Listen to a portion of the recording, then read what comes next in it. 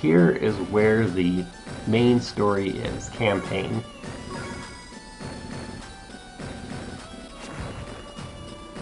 Orange Star forces? Here so soon? But wait, something's not right here. Nil wouldn't leave Orange Star's capital city unguarded, which means a new commanding officer? Ha ha ha ha, excellent. I've lost a few battles lately, but no more. An Orange Star army without Nil is no match for me. Time to teach this raw recruit what war is all about.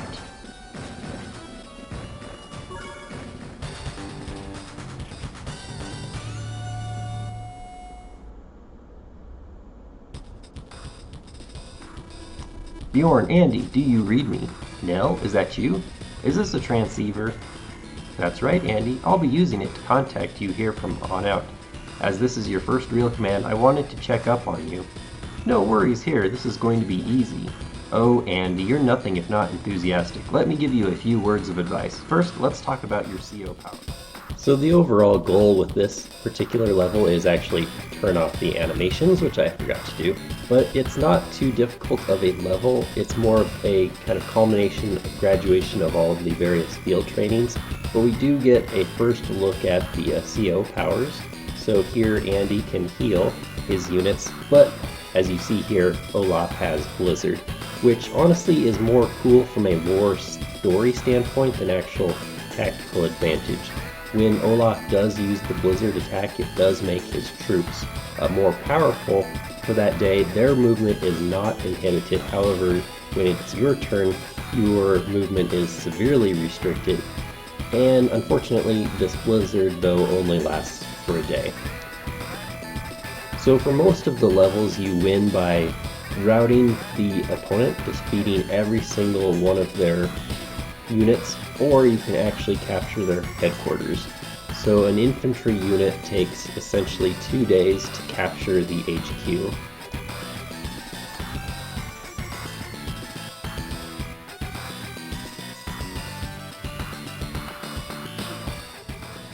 I lost again. Who in the world are you? My name's Andy. I'm the CO. This is my advisor Bjorn. Advisor? We needed no advisors when I was in the Orange Star Army. Be that as it may, Bjorn, Andy, it takes a lot to best me. I'll remember your names, mark my word. Hey, Grandpa, who are you? Who am I, you ask? Throughout Orange Star, I was known as Nell's Papa? That's right, Nell's what? No! That's what I get for being nice to children. No respect. Grr, you just watch yourself, little boy.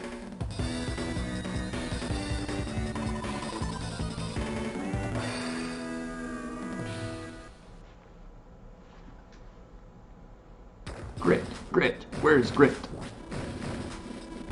Ease there, I heard you the first time, oh bearded one. Bearded one, why you... A slip of the tongue, my apologies, Commander. Enough, just get ready to move out. Now listen, Orange Star forces have been deployed where I anticipated. Their commanding officer is an untested youngster, but he's not alone. He's working with an advisor, Bjorn, so don't let your guard down. Our contingent in the area has some indirect combat units for you to use. Now get going, Mr. Sharpshooter. What, you want me to go personally? Like, in person? Why, you lazy no-good, what do you think a commanding officer does if you don't get moving? Alright, keep your beard on. I don't much like the idea, but I'm going. Gone at last. He's an impudent rogue, but he's also the best marksman I've ever seen. Those Orange Star fools will never know what hit him. Perfect! Ha ha ha ha!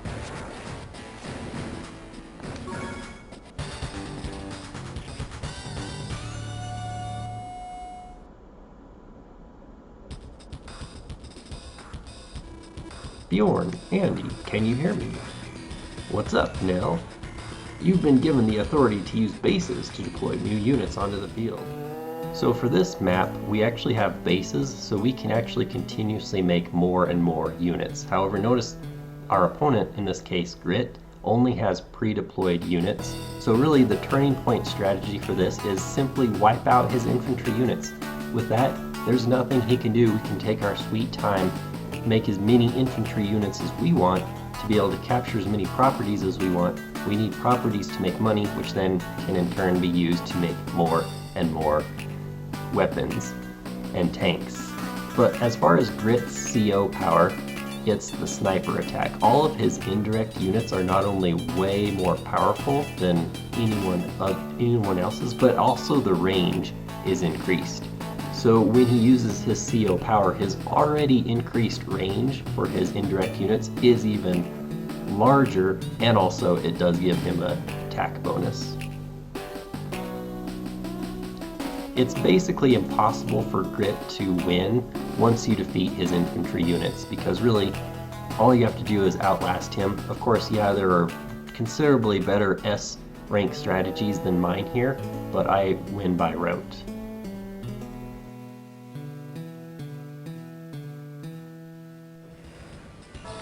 And there it is. Hey there, Junior. And what was your partner's name again, Bjorn? Stop calling me Junior. I have a name, it's Andy. Well, now that's the spirit. Y'all are new to the Orange Star Army, right? Yeah, so? Hey, how'd you know that? Well, now that's 'cause I'm Grit. I was beholding the Orange Star not too long ago myself, so I'm pretty familiar with most of the military types. Well, y'all beat me this time. Who knows? Maybe we'll see each other on the flip side. So long, Bjorn. You too, Junior. Andy's not so happy.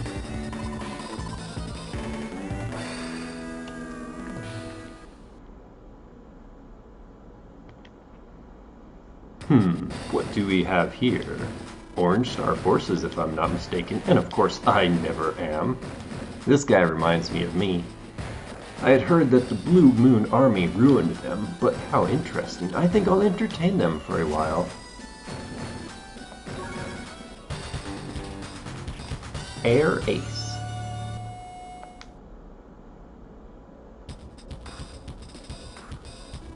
Didn't Nell say this area was empty, as in no enemies?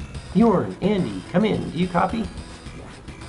Nell, there are hostile forces here, so it seems, but those aren't Blue Moon troops. I'll see what I can find out. Hold your positions. We have some bases you can use here as a last resort. Bjorn, watch over Andy, okay? This map gives us our first look at using air units, finally.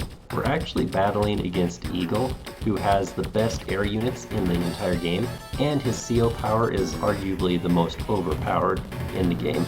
When he uses it, he can actually move his units twice in a single day. So it's extremely dangerous.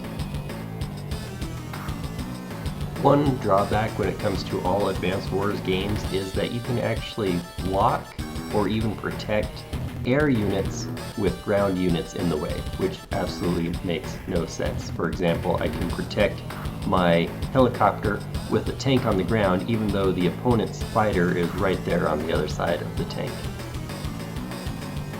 Early on in the battle, Eagle is able to capture a base in the north of the map. So winning by route is actually definitely possible, but takes a long time. Eagle typically leaves his headquarters unguarded, so a game-winning strategy is all we have to make sure that we do is keep a T-copter alive. If we are able to get an infantry with that T-copter to his headquarters, we can actually capture it and put a quick end to an otherwise very long, lengthy battle.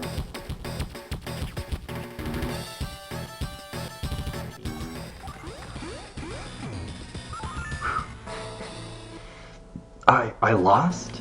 Huh, it's you, Andy. Yeah, but who are you? Don't play dumb with me, boy. I'll never forget what you've done. Huh? So continuing to feign ignorance, eh? Very well, but the next time we meet will be our last. Hey, wait up. He's gone. What was that all about? Who in the world is that?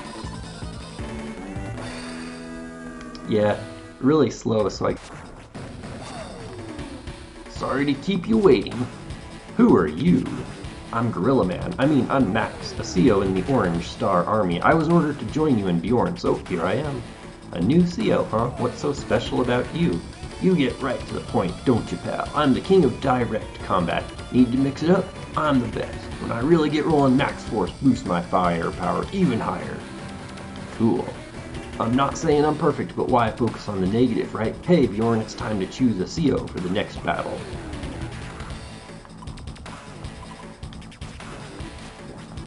So you do have branching paths in this game, and if you want to unlock everything, you have to physically every time you can based on who you have, and it takes the entire playthrough to do it. Well, Max, you're here to help too. How you doing, Nell? Now that I'm here, what's the kid gonna do? Oh, Max, you haven't changed a bit, but I must tell you, Andy's quite a capable CO. If you're not careful, he may just pass you up. See you later. Good luck. This map first introduces Max. Now his character has extremely high attack, highest attack in the game actually. However, his indirect units suffer by being the worst in the sense of lowest power as well as lowest range. We have two ways of winning this map. One is we could actually send a lander with some infantry down to the headquarters and try to sneak attack, capture it. The biggest problem with this strategy though is you destroy far fewer units, and so therefore your power rating will suffer even if your speed rating is high. The other is to win by route, which would entail taking Max's units across the ground.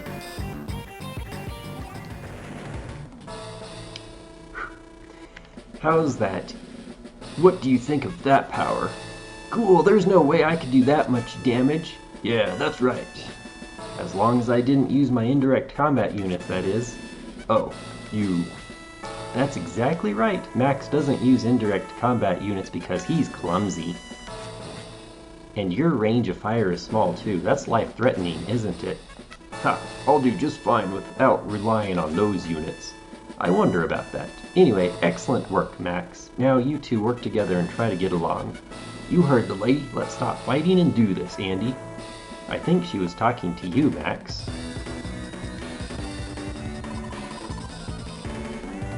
Should be A. Nice. Grit. Where is that fool? I'm right here. What are you bellowing about now? Bellowing? Let me tell you something, you... My apologies, Exalted Commander. I am at your service. That's better. You just remember your place. Now listen closely. Those units we saw earlier have advanced further into our territory. This is your chance to redeem yourself. Do what needs to be done. Right. So I should wait here and... Wait. What do you mean, wait? Bjorn's troops are... okay, understood. If duty calls, your humble servant Gret will answer. If I didn't know better, I might think you weren't taking this seriously.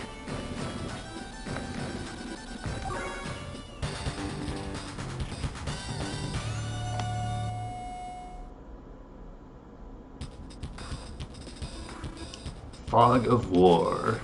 What's Fog of War? Well, maybe you should have paid more attention in the field training, you little idiot. Please tell me you're joking.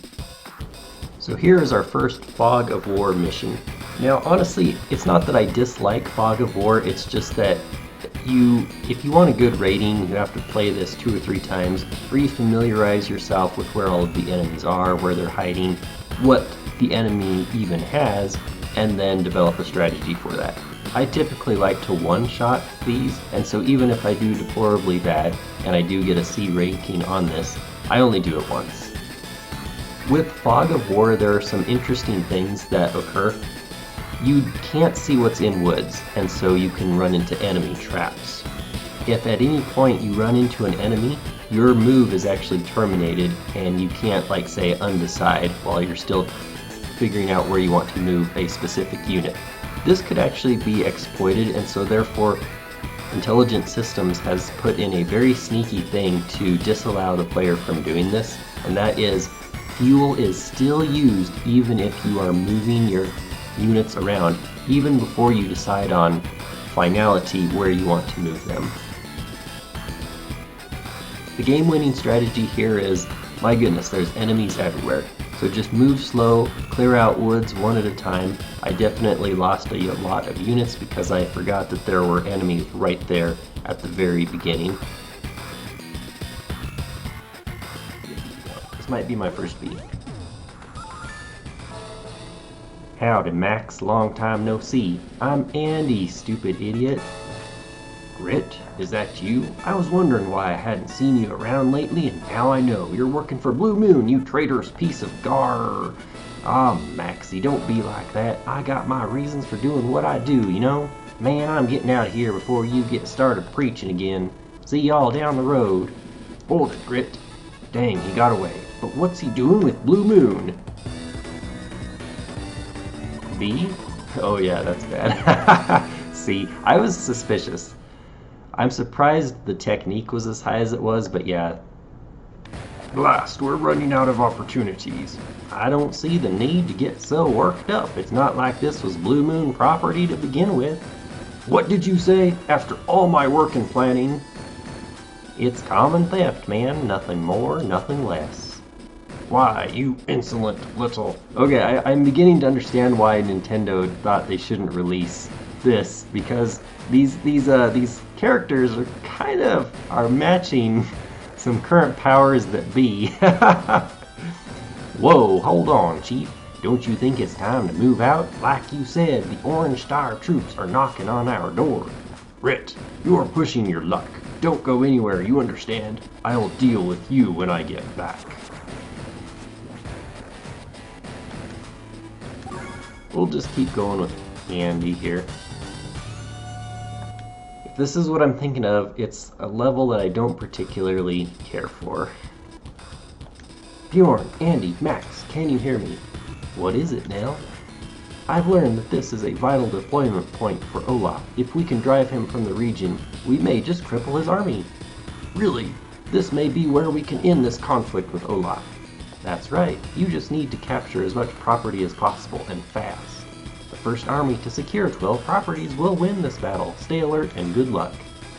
Let's see. Yep, we've got bases for deploying troops, and okay, understand. Let's go.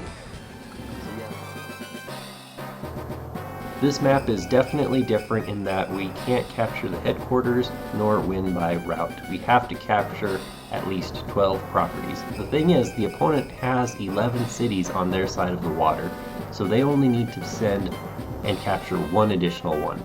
So our game-winning strategy is we have to prevent this from occurring by parking a tank or other strong unit on our neutral cities that are close so that they cannot be captured by the opponent. Our next strategy, once that's done, is we have to wipe out the enemy's infantry units. As soon as we do that, they can't capture anything until they make more infantry units, which are many days away by virtue of their base placement. Once we have accomplished those two things, however, it's a matter of just a few days more until we have that magic number of 12 properties and thus win the map.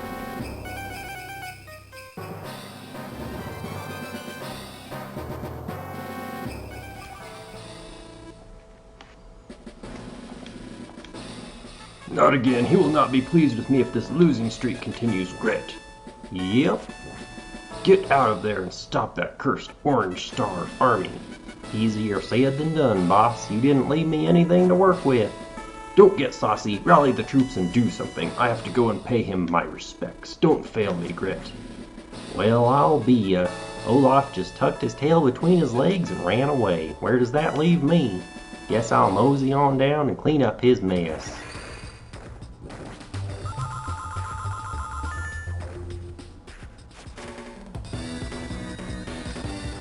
Poor speed. Should be a B at least.